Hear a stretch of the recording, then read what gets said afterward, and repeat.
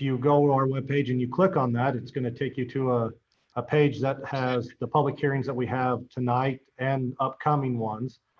And there you select the box of the public hearing that you want to comment on, then input your name, your address, and your email, and you can leave a comment that you would like in regards to that topic. It is as a character limit, so make sure that you are concise and to the point. It's roughly equates to about, I want to say 1,500 characters, leaves about 2 to 3 minute topic based on our research. So that's how you'll get your comment. Once you hit submit, it will then be sent to our city recorder, and then she will receive those. When we get those, we will read them in at the public hearing time. When we open up the public hearing, we'll then read those in. Once we are finished reading the comments that we have received, we will wait approximately another minute to receive any other comments that somebody might have came to their mind during that time when others were being read in. Some might have sparked in their memory. We do just ask that if things have already been stated to try to bring new points, new thoughts to it rather than restating what's already been said. So that's how our public hearings are working right now. So if anybody's out there watching has a comment on the public safety or street impact fees, that will be tonight, to go get on our webpage and go to that public comment form and submit a comment.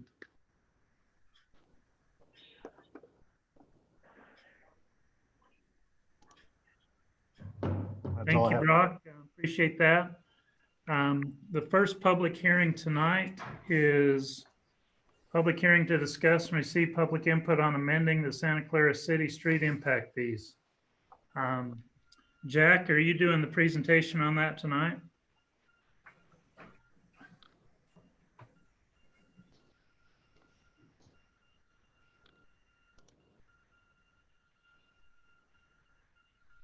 Yeah.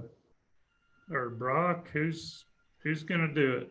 I know Jack Shelley's there. He's trying to unmute him right now so he can join us. But so the street impact fee, I'll start into it. This is the third amendment to the street impact fee capital facilities plan. It was done years ago, and we've just been amending it, adding to as we've had some new projects come. So currently the street impact fee, I believe, is $2,155. That's what the adopted rate the council chose. The impact fee analysis done a couple years ago actually recommended an impact fee around $3,200.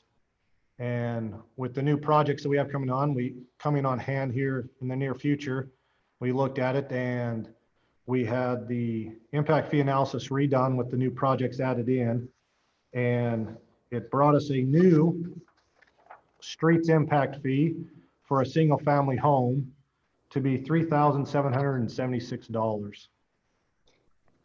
And that would be the recommended impact fee that staff would recommend the council to approve. It does have a different rate, but that's for a single family home. Condominiums, townhomes have a different rate. Apartments, different rate.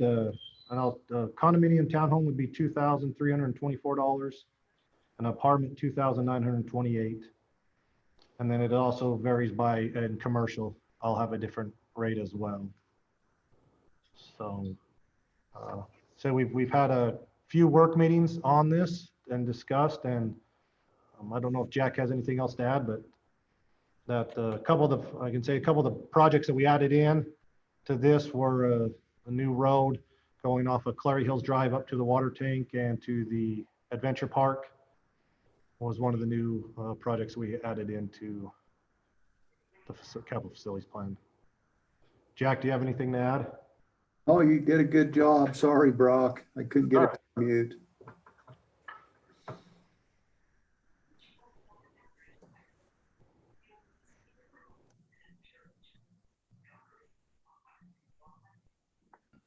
Questions for the staff, council? I think just a comment for the record that we did, as part of looking at this, we did in the last meeting or 2 meetings ago, reduce the parks. in trying to find a balance in this to where the increase wasn't as significant as it could have been. Good point, Ben. Thank you. Okay, Brock, do we have any public comment on this item? I'll declare the public hearing open. Invite anyone to submit a comment on the street impact fees. I think we're going to give them at least another minute if we haven't got anybody signed up yet. Is that right, Brock? That's correct. We haven't received anything as of now. Chris checked and still haven't received any comments. Okay, so we will give them a minute to solicit something before we continue with the discussion, unless there's a question for the staff while we're waiting.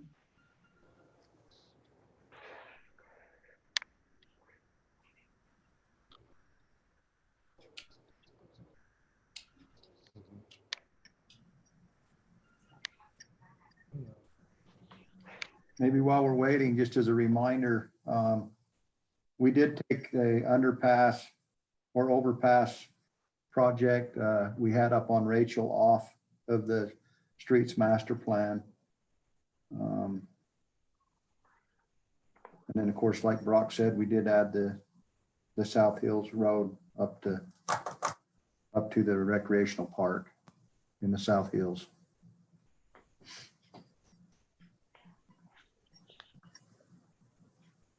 I think my watch has got a minute. Anything yet, Brock? No. Okay, we'll go ahead and close the public hearing. And council, with your permission, we'll jump down on the agenda to item number C1. This is consider approval of the amendment to the Santa Clara City Street Impact Fees and Resolution 2020-04R. Anything to add to that presentation, Jack? No. Okay, we'll go ahead and open it up to council. Council, do you have any questions concerning this this item that's before you in Resolution 2020-04R? Can I ask a couple of general questions? Yes, ma'am. Please. One is, I know there's a period of time before it goes into effect, but when someone goes in, is it the impact fee that's in effect at the time they pull the building permit, or is it the time the project is approved? The impact fee is done solely on the building permit. So if these are adopted tonight, if they will go into effect in 90 days. And at that point, any impact fee that is, or building permits pulled from now until then will be based on the current ones that are in effect right now. 90 days from now, then it will take effect. So it's solely on the building permit. So they've got, if somebody wanted to, a little bit less, they would need to do within the next 3 months. And then after 90 days, this new one will take effect. Okay. And then one last general question. I noticed on the exhibit that there is intensive retail and less intensive retail. Since we have a commercial piece, what's the difference? I don't know exactly what the difference between intensive and less intensive retail is. I would go to. So if we have somebody like Buck come in and apply for a building permit, which one do you tell him he falls under? Intensive retail. Okay. Because you're subjective or what? Because he's a big box store. Okay. Oh, we don't have it. It doesn't detail out to that extent to say what they are. Well, I would use just as I think it is a little bit subjective to staff and in working with them to see what they are. Intensive retail, I think, was something that we could find out a little more based on, is it the trips that it generates, I'm sure is what it is. And so we could have some analysis done to see what type of the trip generation that business would cause and whether it would fall under less intensive or intensive. Okay. I think the current, like the Bon Appetit store that, dog pet store that we have up by Harmon's, that one was categorized as a less intensive retail. Okay, and then I didn't see a category for mixed use. Does that not apply? Or are you just basing it solely on the,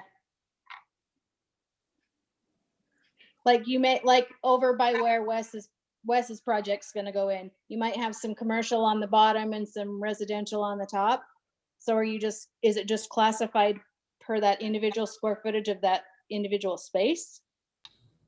What you'd probably do there is a weighted average, where you looked at the square footage of the commercial aspect of it and the square footage of the residential at it, and use the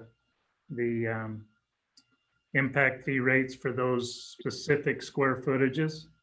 Okay, The downstairs would pay the commercial rate, the upstairs would pay the for residential. the residential. on a Okay. weighted average. Matt, isn't that correct? Matt Ents?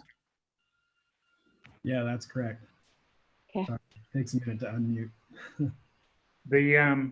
The intensive and the less intensive retail, if you look at the ITE trip ends unit, the ADT on that chart, you'll see the less intensive has 6.3 average daily trips per 1,000 square feet.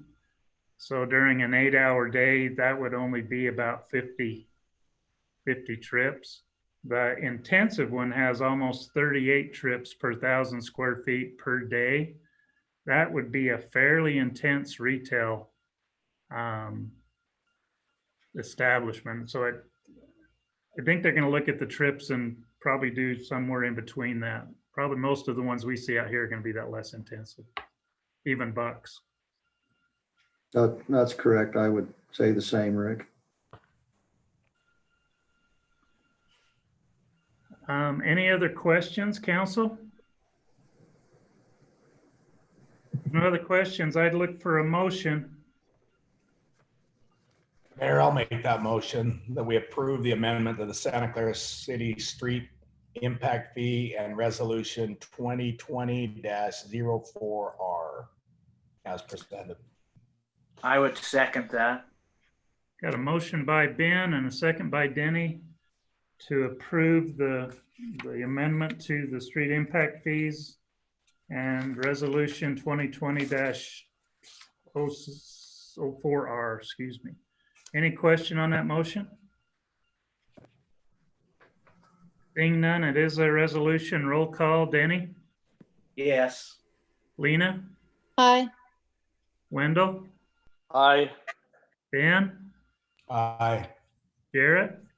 Aye. Thank you, council. The motion passes.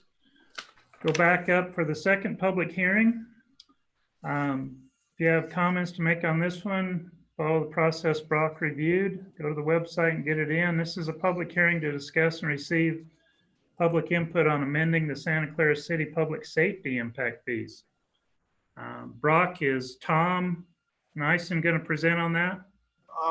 I think I'll go through this and then we have Tom here for any additional questions or anything in regards to how the numbers came about. But we do have Tom Nyson from Sunrise Engineering who did the analysis on this. So we are also updating our public safety impact fee.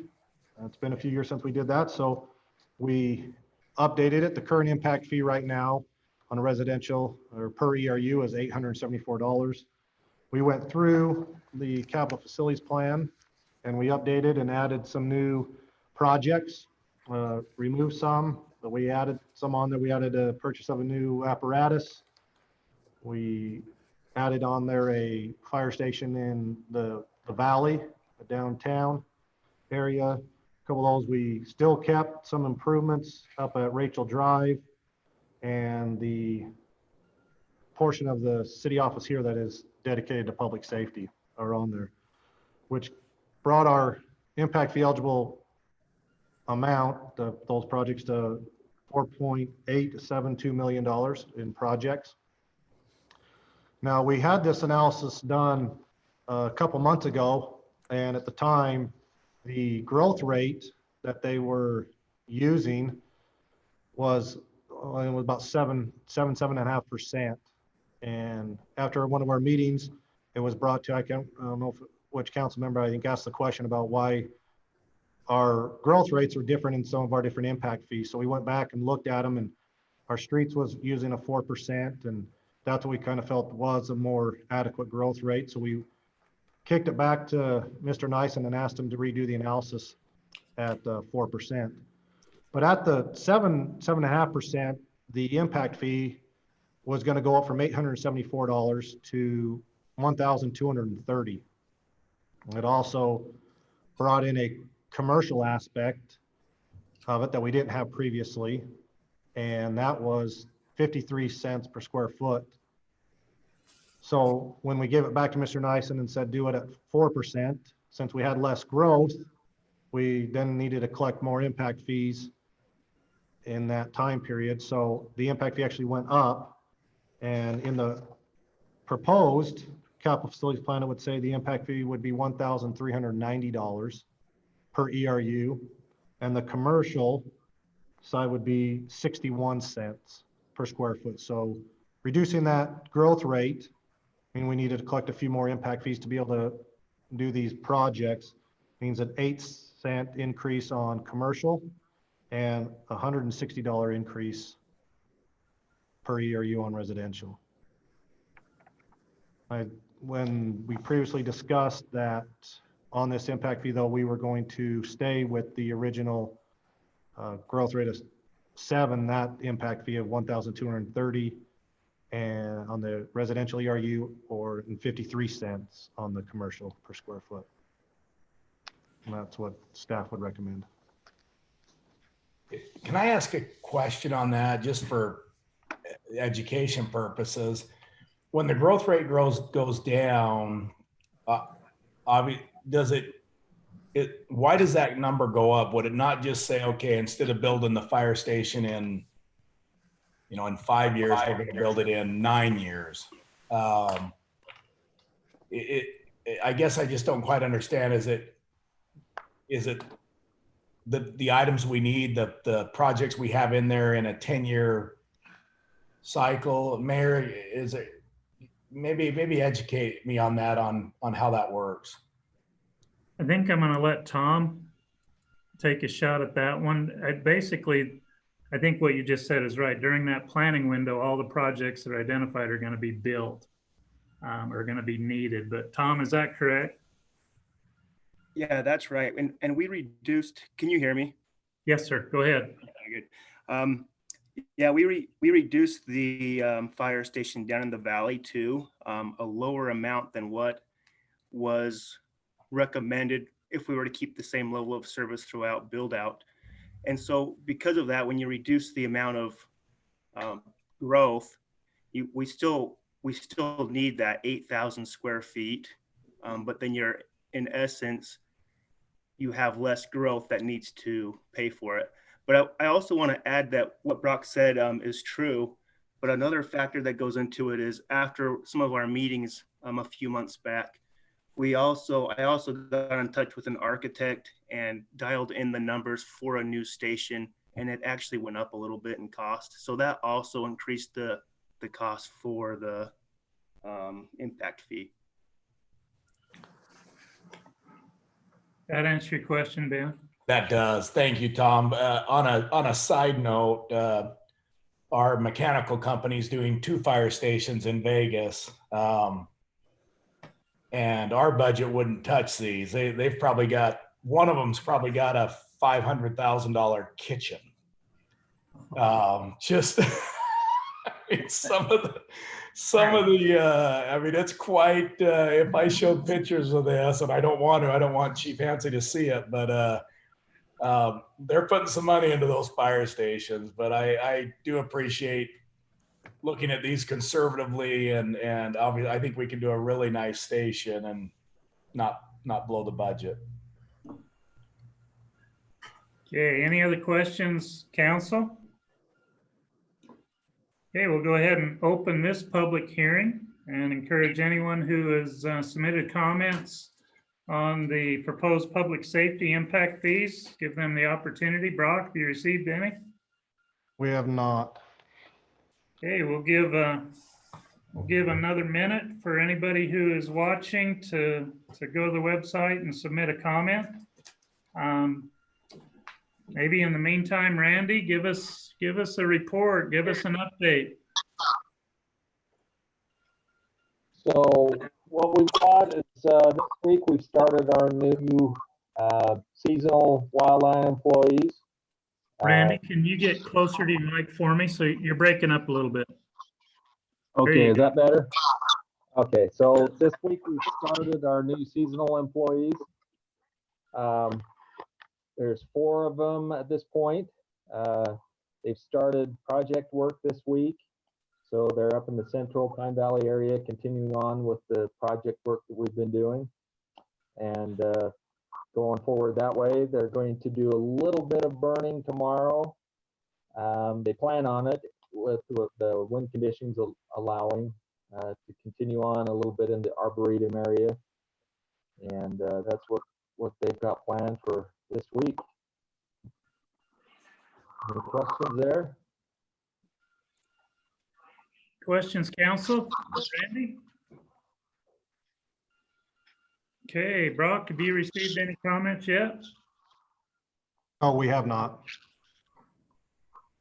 Okay. I think the minute is about up, so we'll go ahead and close the public hearing.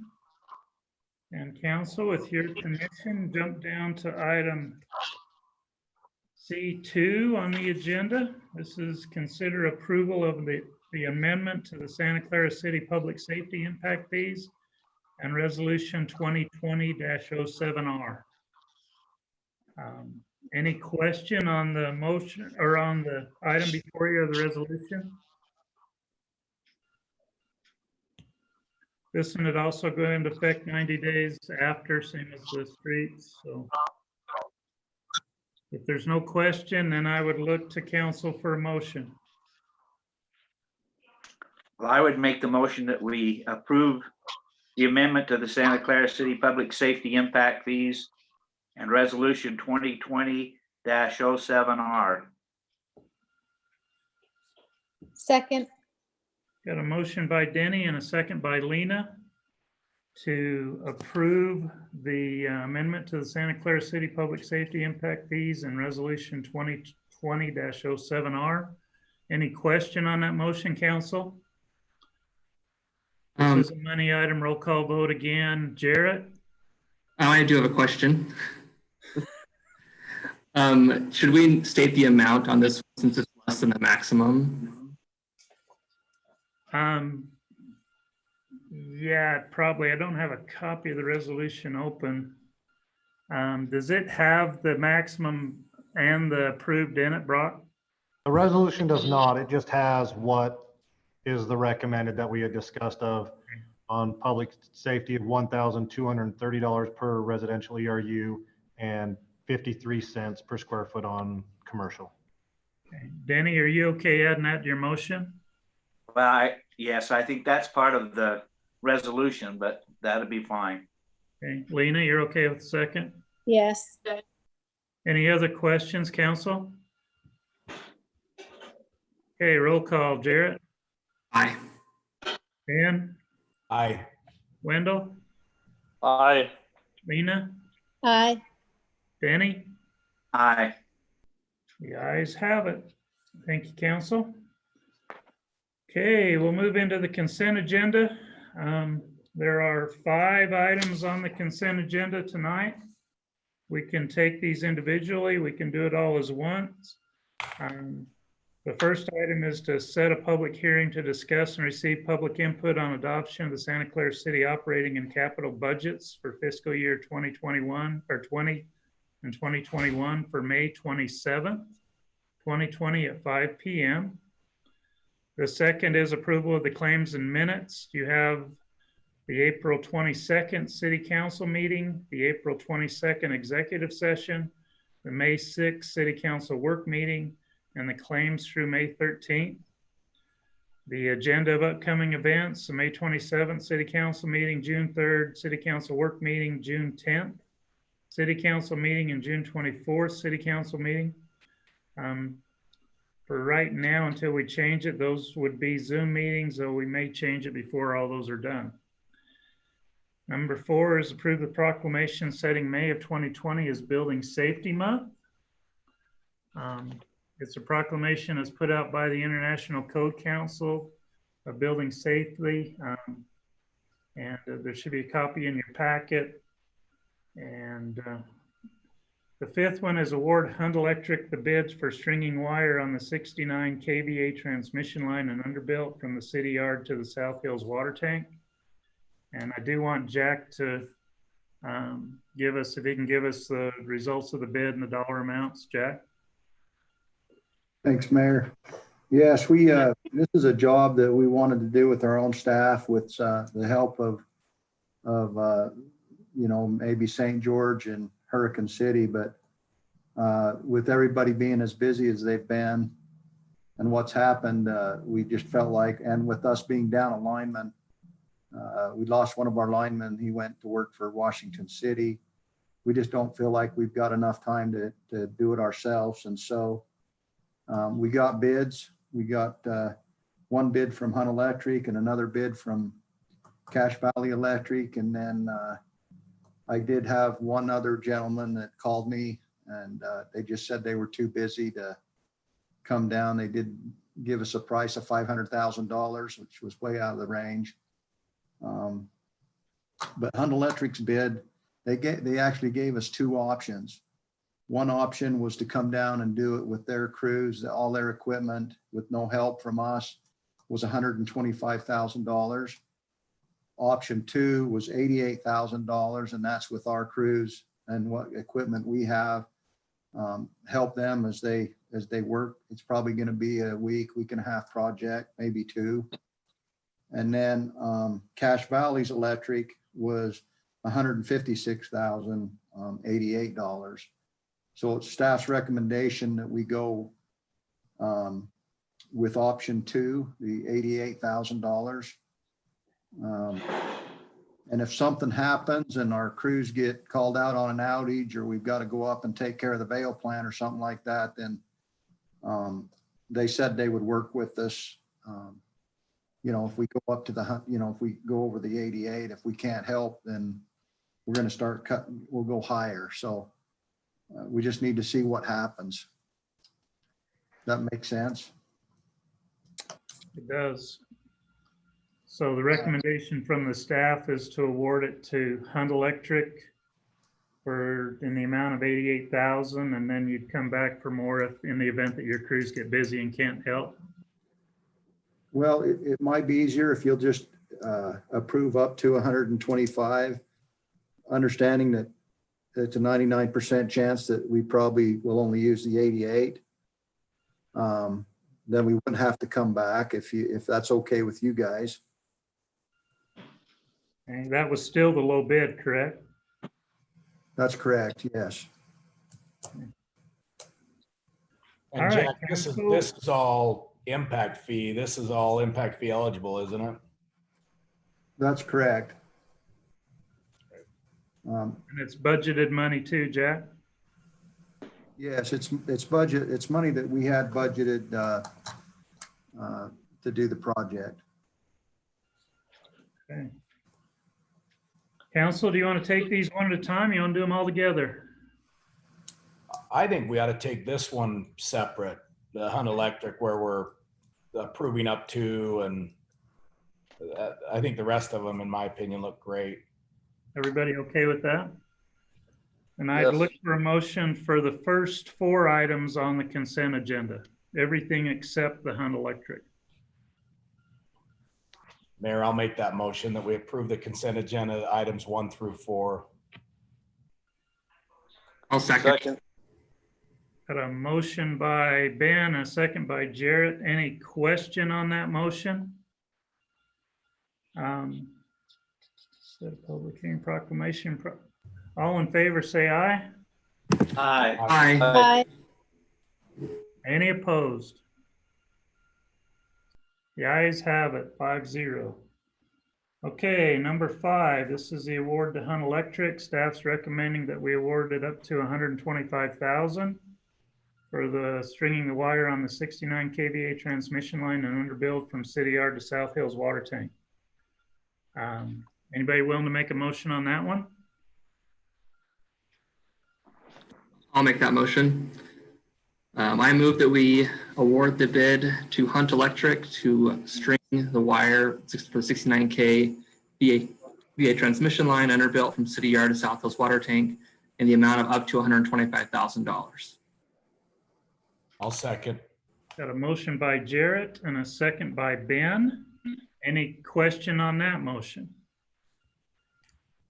This is a money item, council. Roll call vote. Denny? Aye. Lena? Aye. Wendell? Aye. Ben? Aye. Jarrett? Aye. The ayes have it. Thank you, council. Motion passes. Okay, under item C3, general business, consider approval of the MOU between Santa Clara City and the Southwest Utah Health Department. Randy, you want to give the lead on that? Steve?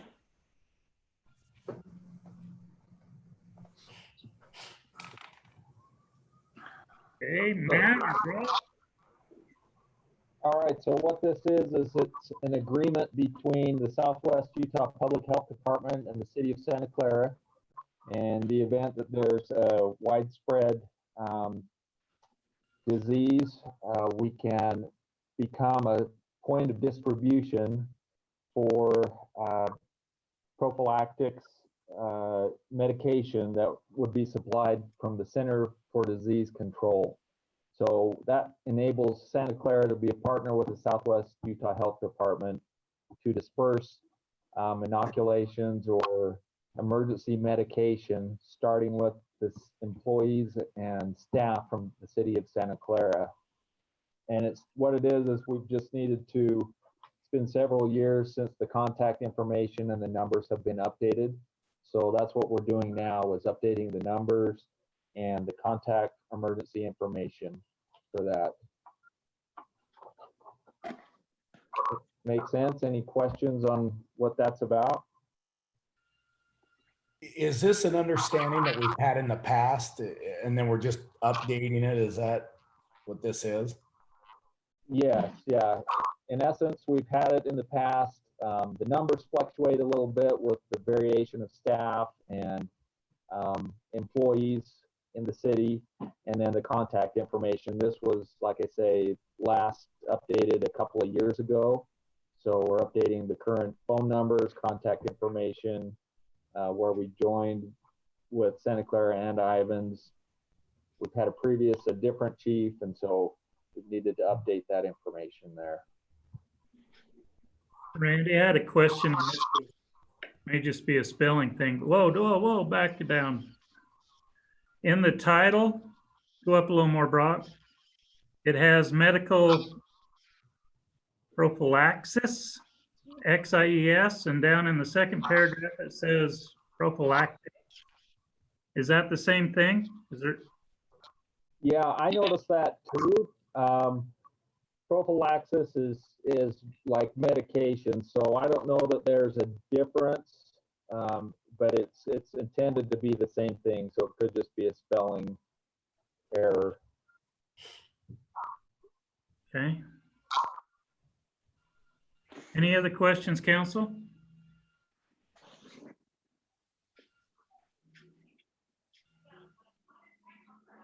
Okay, if there's no other questions, I'd look for a motion. Hey, Mayor, this is Matt. Before we take a motion, I haven't had a chance to look at this, so maybe just when we approve it, just maybe approve it subject to attorney review so I can just take a look at it. Okay, sounds good. Thanks. Thank you, Matt. Council, any questions? Anybody ready to make a motion yet? I move that we approve the MOU between Santa Clara City and the Southwest Utah Department of Public Health with the caveat that our attorney review it.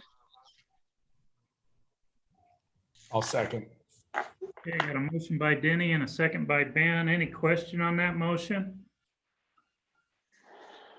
All in favor, say aye. Aye. Aye. Any opposed? The ayes have it. Thank you, council. Mayor and council reports. Danny? Nothing.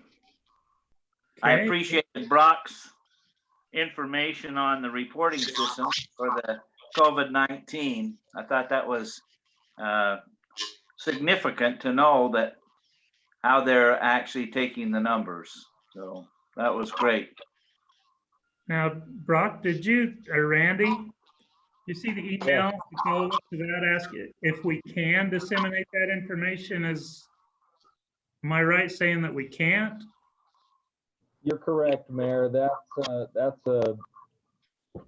a mandate that we can't release that information for HIPAA violation reasons. So your last email was correct.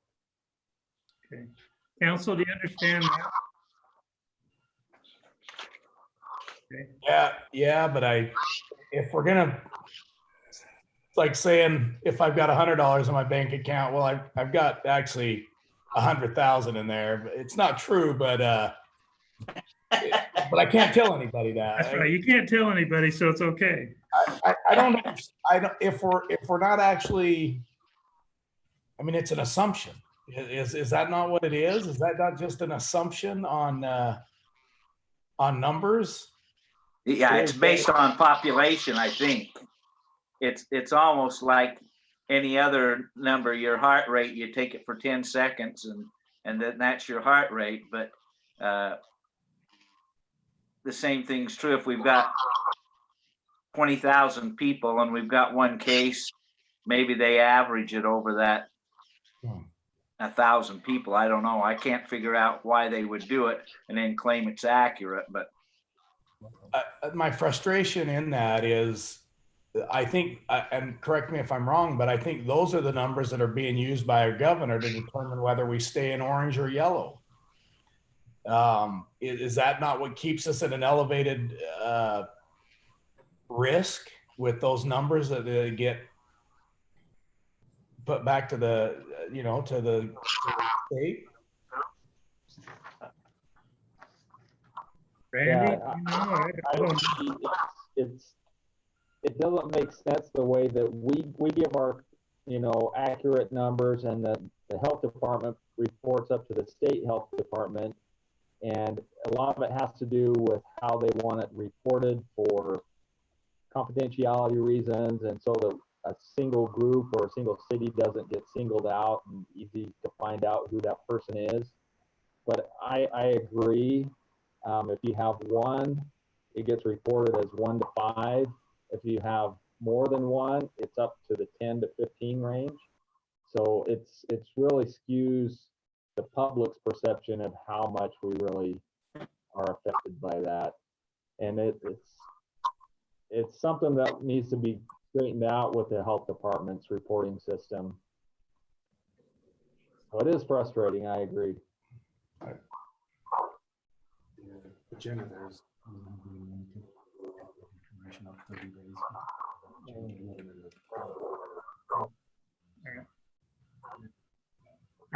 Anything else, Danny? no. Hey, Brock just came in and told me that the agenda I was using wasn't the amended one. The amended agenda had one more item on it. It's item C3. It's consider approval of resolution 2020-09R, extending the COVID-19 state of emergency proclamation by 30 days. The one that we passed last month was one that I just did as a mayor, and that's only good for 30 days. To keep us eligible for FEMA funding or some of the additional costs that are related to the work we're doing to prevent the spread of COVID. We need to extend that declaration. So I asked them to put this on the agenda. This is something that has to be done by the council, the extension. It keeps us eligible for reimbursement. You've kind of seen this latest act, got a lot of money coming to the cities. There's some of that. We want to have this declaration in place to keep our eligibility, recoup some of our costs. So any questions on that one? It doesn't doesn't, like if we want to go to, if we go to yellow, we can choose to go back to regular meetings. It doesn't affect our decision-making on opening the office or city council meetings. Not unless the governor gives us an order or the health department issues an order. It doesn't really change anything as far as the directive that we're currently working under. If they advance it to a health department order, that does have a law, I guess, that you have to follow at that point. Matt, is that right? Yeah, the resolution as it's written just basically tracks the governor's orders that have already been issued. And as far as this is something I addressed in the email that I sent out to everybody, I think it was last week, but the governor's orders, I think the governor's been careful for the most part to issue those orders as recommendations.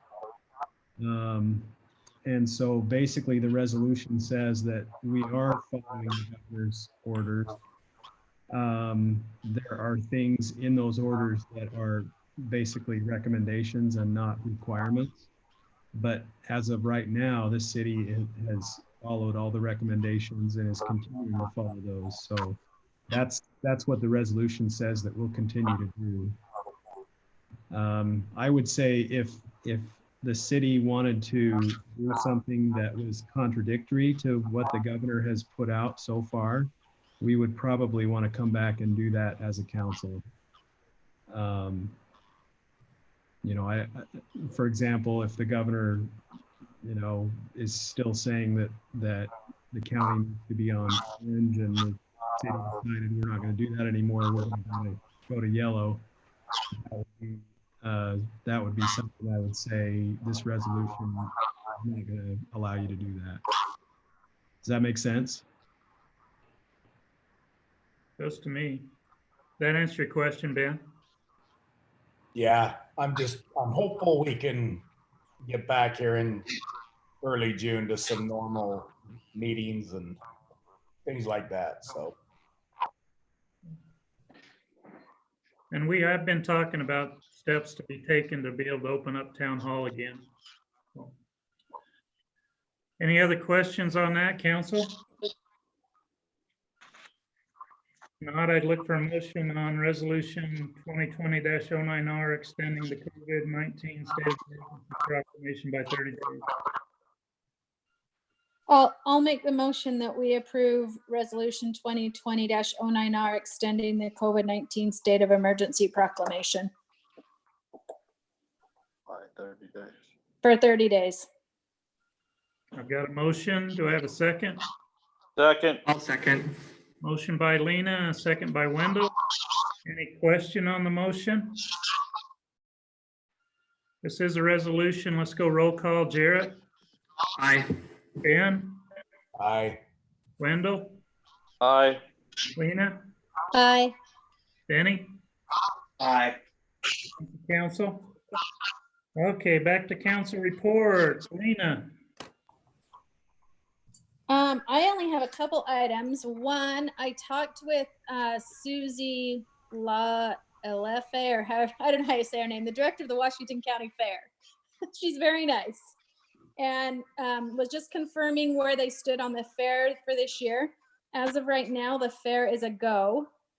Their drop dead date is July 1st. So if nothing changes, we will need to be prepared to have a display ready. And then if something changes, she will notify me before July 1st or by July 1st.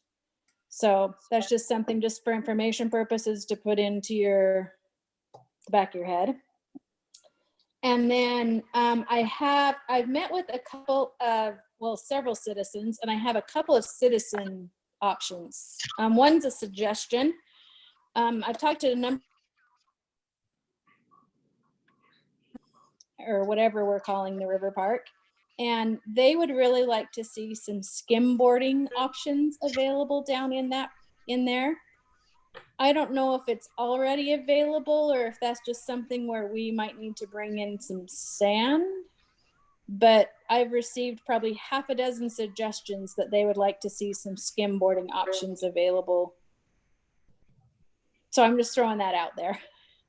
Okay. And then the second one is I've had some neighbors, particularly up in my neighborhood and in the neighborhood to the south of me, who have some concerns with the engine brakes on the highway at all hours of the night.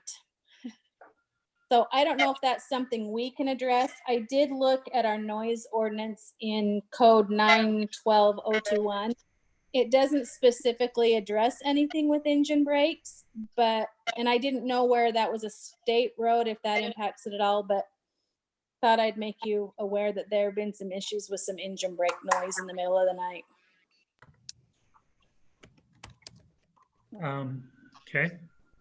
That, I mean, we can, I know some other cities that have implemented the no engine brakes along the highway, including I-15. St. George has some areas that are eliminated that. So it's something we can look into. Jack, you want to look into that? Yes, I'll look into that. And we used to have a sign up there that said no engine brakes, but I just haven't looked to see if it's still there, but I'll check and see. But we can look into that. Okay, that'd be great. It's possible. And that's all I have. When we redid Highway 91 a few years ago. Yeah. The skimboarding, just if they probably know already, there's a kind of an unofficial skimboarding area over on the Sand Hollow Wash behind Country Lane subdivision. Okay. It's publicly owned property. They use our access and we've allowed it to kind of develop on its own if they're good neighbors. We've had to go in there and shut them down from, they were taking vehicles and driving them into the river, doing some things like that. So we gated it, and the neighbors have been pretty reasonable about it, as long as the users are reasonable as far as noise and litter and stuff like that. It does create a little bit of a problem. They go in and do some changes. Okay. It takes a really flat gradient on the river and the right material to make a skimboarding work. I took scouts out skimboarding and found that out. They found that out very quickly. I never found that out, but they found it out. If it's not the right conditions, you land more on your nose than you do on your feet. And yeah, I've had that experience. Yeah. The Graph Park is a fairly steep grade, so it would take quite a bit of work to do it. And it's also regulatory from the state and also the Corps. So Okay. anything we did relative to the wet stream would take some permitting. It'd probably be a tough permit. So, I mean, we can look at it as we get more into that park, Brad. We could look and see if there's a flat spot down in there that makes sense adjacent to your trails. We just want to be careful with it. Okay. I wasn't aware of the one down by Country Lane, so I'll offer that as maybe a suggestion. Okay. The one thing about, while we're talking about that one on Country Lane, Jack, I had a resident ask me if we would paint the curb on the access so that they stop parking in the lane and on top and next to the curb. I told him that sounded like a great service project. If he wanted to get some paint, we'd come and show him where to paint, but haven't heard anything back from him yet, but just something maybe for your list. It makes sense to keep, that is a fire lane to the river. Okay. The reason it's there is to provide access. If we get a fire in the river, there's a hydrant right there. We can pull a hose back that lane and not be dragging it over walls and in backyards. So it makes sense to keep that entry unblocked. So thank you, Lena. Let's see, Wendell. You're still muted. How do I get unmuted? You're there now, buddy. Go ahead. Okay, I had a wonderful 2-hour meeting on Monday with the Washington County Conservative Solid Waste District. Let me go over a few items that might be of interest.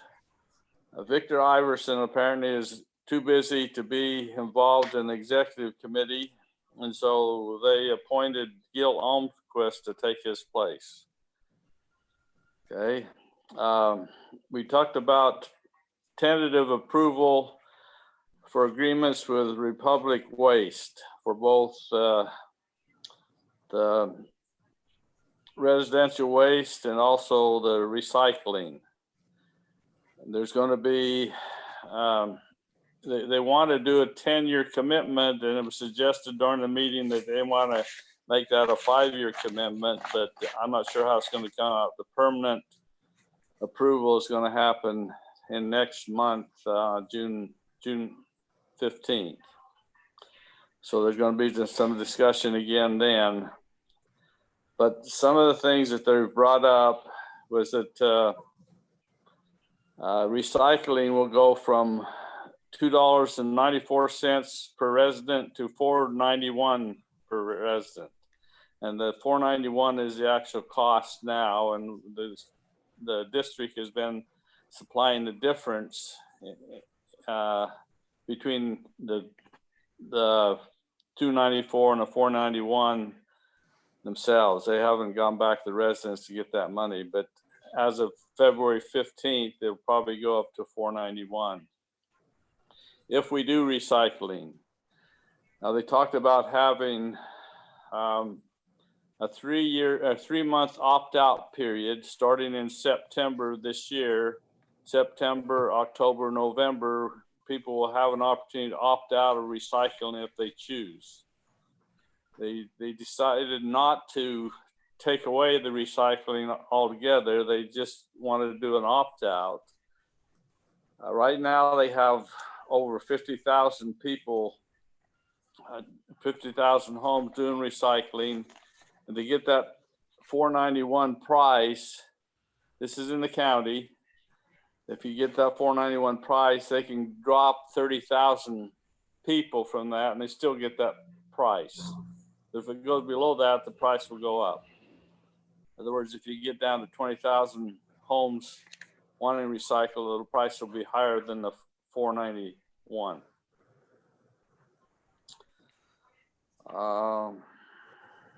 See if I get anything else. That's like a $2 rise per customer, and they think that people will still want to do recycling, but they'll have an option to opt out if they don't want to do it. Anybody that comes in after February, the February start date will automatically be opted in. There will be no option to opt out when somebody new comes in. I think that's mostly the most important things they discussed. They will have a meeting on June 15th to make that a permanent situation instead of a tentative situation. If you got any suggestions, let me know. They just need to get the word out and see who's in.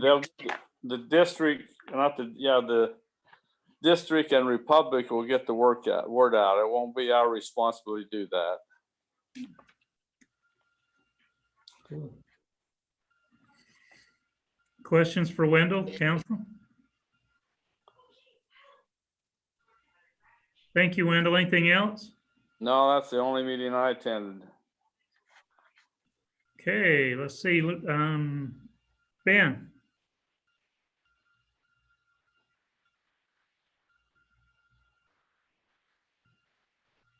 You're muted. Got it. There I am. You hear me? Yep.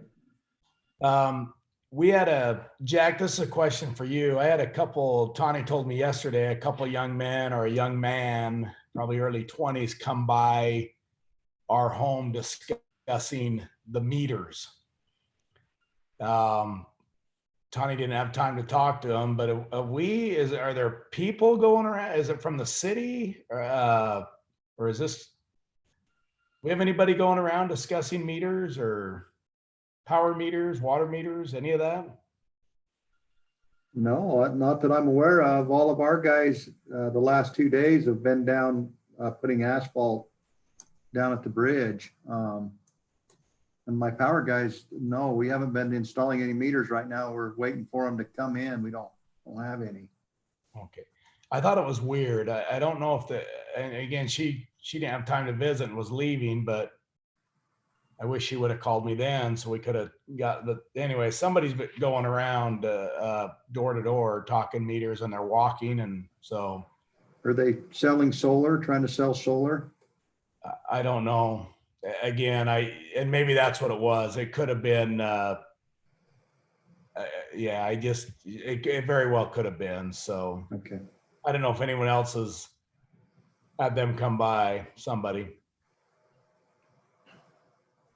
I haven't heard anything about it. Okay.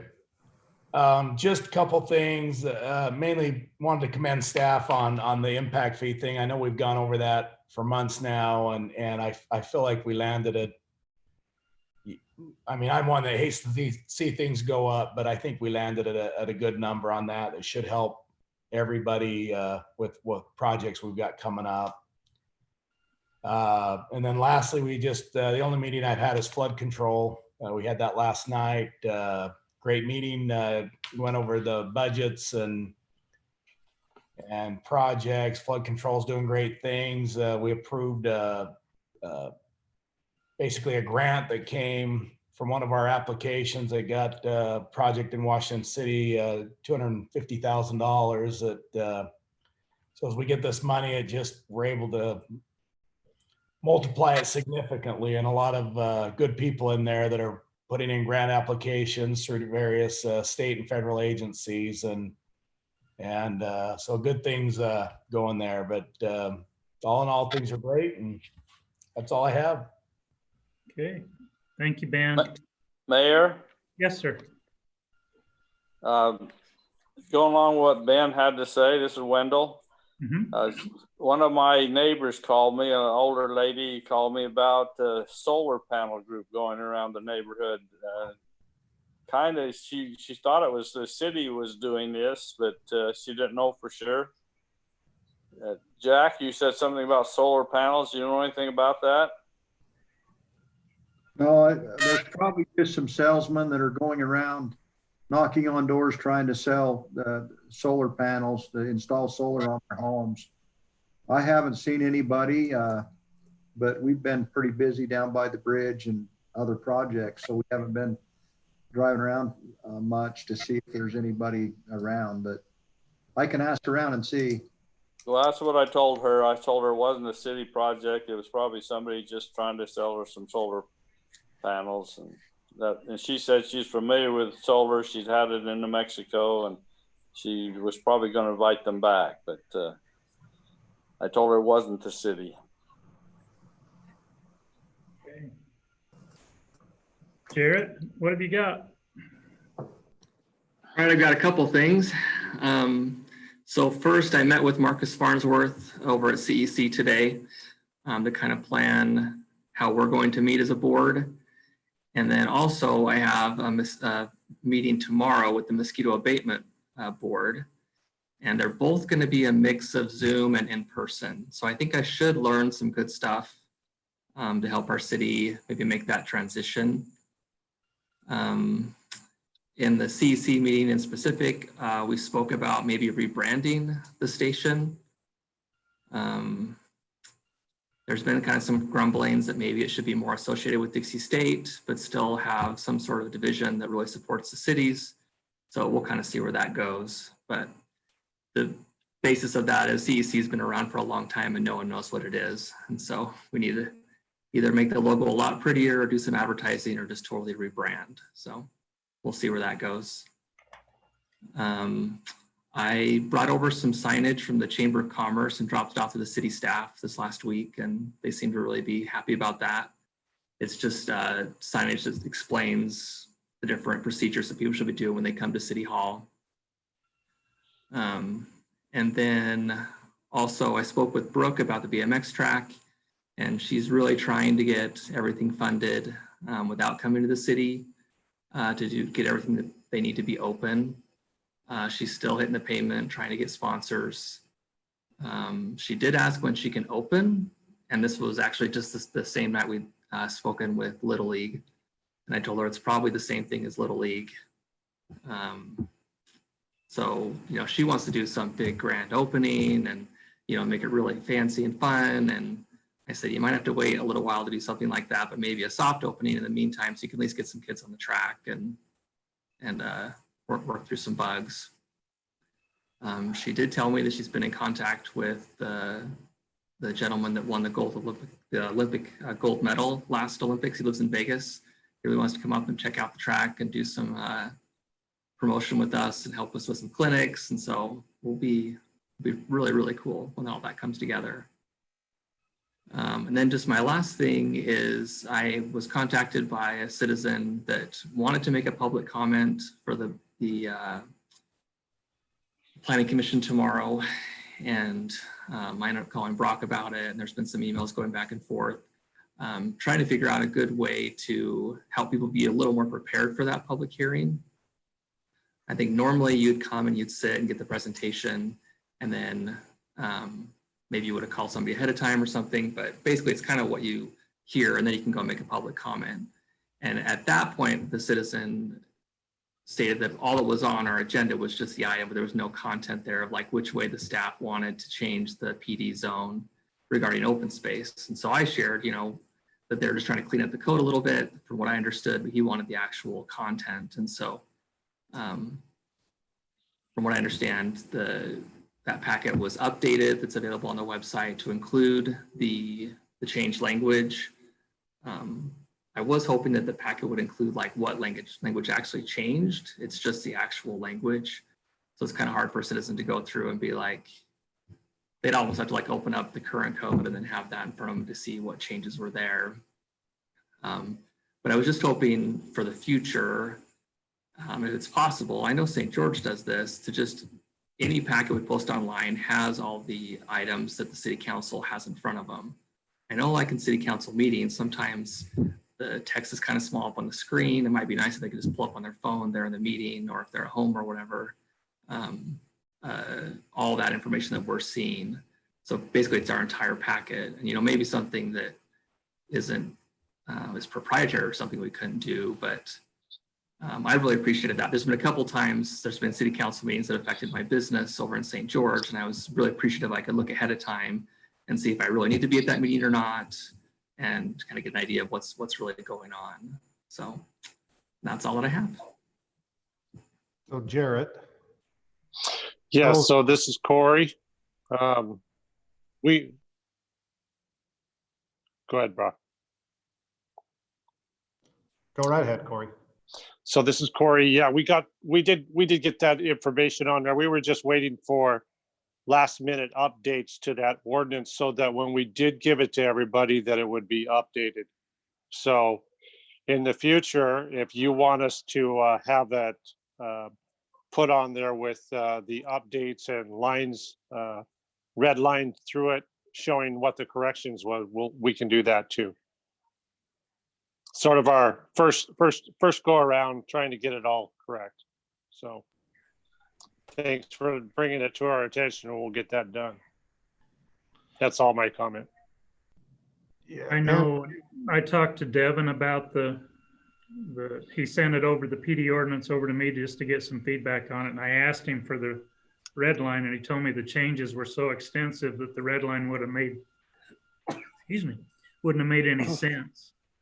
So, that particular ordinance was a little tough. If it shrank down the PD ordinance quite a bit, they reduced the actual code and simplified it, but that one was a little bit of a tough one. I agree with that. And I don't think the Planning Commission got it until this week. And so timing is an issue now. If it's on there, then it went on there fairly quickly. Yes, and we had this discussion, as Corey kind of mentioned. We discussed this just the other day, and I believe on one of it, this is going to be an ongoing discussion possibly. I think I saw on Corey's write-up that it could take into a couple public hearings possibly. But also we did state that once an agenda goes out, if it has a public hearing, that it needs to have that information, since we're going to start accepting public comment during this time. If we do, that information needs to be available at that time, so that if we don't have the information readily, available to give to them, that we can't put it on an agenda if we don't have the information to give to the residents to be able to read, to be able to make that comment. The packets are on the website. We made sure that after your email, I spoke with Christelle, those packets are there. So they're able to download exactly what the council is getting.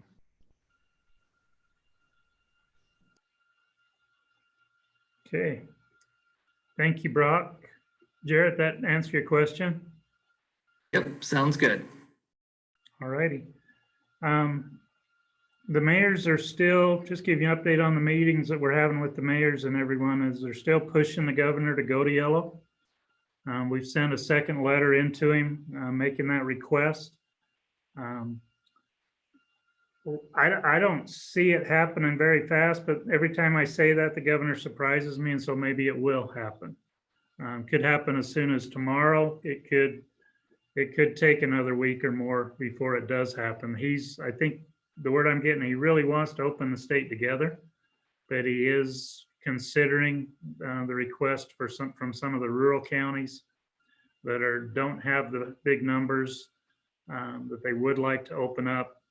I think the hesitation right now is the guidelines going into yellow are still in development. You're probably seeing that, Jarrett, with some of your stuff with the chamber and the impact on restaurants and stuff like that. There's a lot of detailed stuff that you don't see unless you're in that business. So that is still happening. The high school graduations were all filmed virtually with the CEC, from what I understand. So they're going to get a nice plug. Those graduations will all air at the same time as the original graduations were scheduled. So I think Lena reported last time that Snow Canyons is coming up, and it's the original time. And there's been a lot of positive response come back to the school district from parents and from students. Each one of them got a personal highlight in the video, and they're all going to get a copy of their graduation ceremony on DVD. So that'll be kind of cool for them. The school and the college right now are focusing on guidelines for what are they going to do in the fall. If they don't get back to green, it has a huge impact on classes. Even going to yellow with the 50-person cap has a big impact on classes and on gatherings and on sporting events. And so there's a lot of planning going on right now within the school district and the college and the state, trying to figure out what those requirements are going to be. That's happening. The spike in cases that we saw last weekend, Dr. Blodgett thought that was due to some delayed testing data being submitted. So it's been good to see those numbers down. I haven't checked today's, but it was back down to 1 yesterday. And so it's an interesting phone call. We had Chip Childs on, the CEO of SkyWest, last week, and he talked about the impact on SkyWest and how they're going to be dealing with trying to ramp it back up. And it was all about confidence and doing the things to instill confidence in the consumer to want to get back on an airplane and travel is the problem that they're going to see. They have, they went from 20,000 trips a day to 700 trips a day. That's a huge drop. Mayor Smith reported, he's the owner of the Bumbleberry Inn in Springdale. His net receipts his gross receipts for April were $1,300. That's 0.5% of his normal monthly income. So there's industries out there that are just getting hammered, but they're trying to hang in there. So there's a lot of stuff going on. I'll try and keep you in the loop. Hopefully you're getting the emails that come from Utah League of Cities and Towns. If you're not, let me know and I'll get you on the distribution list there. But there's a lot of things going on, trying to get us to open some of it up, but do it so that everybody's safe. I was expecting something from Little League tonight. I know they submitted some guidelines to Brock after our meeting last week. They had quite a quite a meeting, from what I hear from some people that were there. But I haven't seen anything, and Brock said the ones they submitted weren't adequate. And so, Brock, you want to give them an update on that? Yeah, so they submitted kind of proposal of what they were going to do if we did go to yellow and how they would still comply with the governor's orders or directive. And so I went through them and I felt like they didn't adequately respond to all the concerns that as I read through the directive and how they would handle some of the situations that I could see happening. And I sent a response to Josh today and outlined, there was about 10 more points that I felt needed clarification. On that, I also included Brad, because as Brad works very closely with the Little League and sometimes has a different perspective. He also sent a response to Josh and asking for things. Josh did got me a message here as we've been in the council meeting saying that he did send a response back. I haven't had a chance to review that since we've been here in the meeting, but has sent something on how they, or all the bullet points that I sent to him, how they would respond to him. But there's still, like I say, on the ones I sent to him, I had some ones that were still quite concerned with how they're going to mitigate those, some of the social distancing. So I'm interested to read that and see what his response is. But originally they had said May 15th was kind of their day that they felt like they could do it if we got to yellow. But as a mayor, I don't see that happening by Friday. So yeah, I don't, unless the governor just pops out and says it, I'll know more about 11 o'clock tomorrow. It could happen as soon as Friday late in the day when he does, I think, a press conference on Friday afternoons. So we'll just wait and see. Look those over, Brock, and it'd be nice if we had everybody on the same page. The real thing that I want to make sure is in there is how Little League is going to enforce it so the city doesn't have to. Yeah, and that was in a number of the points I had is how is Little League going to do this? How are they going to handle these things and not come to the city and ask us to enforce or provide the materials and supplies that they say they're going to do? So, and some of those are, what are they going to do if a kid shows up sick? Or one of the things they said they would take temperatures. Well, what's the threshold of when's the temperature say the kid can't play? And who's going to enforce that when that kid reaches that threshold of, say, it's 99 degrees? Who's going to take that kid and say, you can't play? Because that shouldn't fall upon the city. So those are some of the things that we're asking Josh to kind of give us an answer on. So. Okay. I think that's about all that I had. Staff, did you guys have anything you wanted to report to council? Jack's gotta give them a report on the bridge, Jack. Sure. Thanks, Mayor. We've been real busy, my staff down at the bridge the last couple days. We actually put down 1,127 ton of asphalt.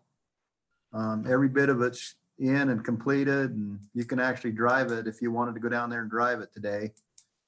It looks really, really good. I know, Mayor, we did a pre-inspection on the bridge today, just as a walkthrough to see if we could find anything that needed to be done so that they can actually get their final inspection and be done with the project. And anyway, it went really well. And the mayor said, hey, this is as good as what Western Rock or Interstate Rock or anybody else could have done. They've done a great job. I was really shocked how well they did.